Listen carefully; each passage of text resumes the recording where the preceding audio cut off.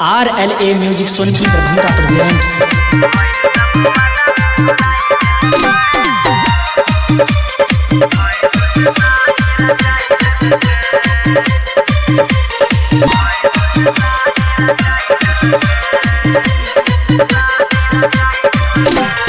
छोटू के आरती भुलाई देलक, मनुआ से मंगिया भराई लेलक। छोटू के आरती भुलाई देलक, मनुआ से मंगिया भराई लेलक। पहले सब वादा उ भुलाई देलक, भैंसुर से शादी रचाई लेलक। RLA music Sonki Darbhanga presents.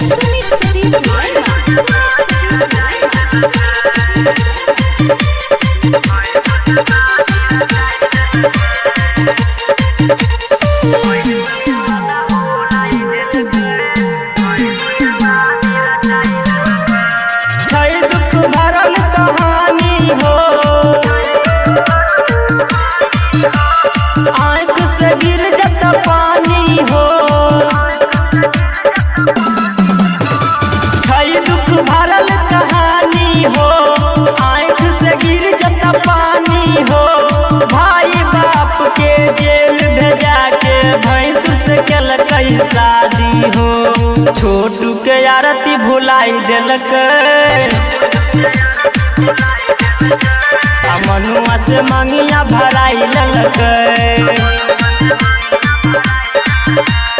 कैल सब वादा उ भुलाई देलक, भैंसुर से शादी रचाई लेलक। DJ Sumit Satish Rema.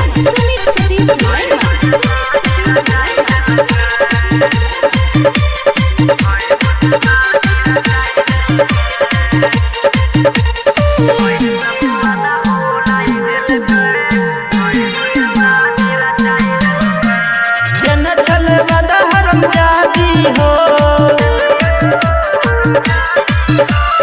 करबन कहियो शादी हो।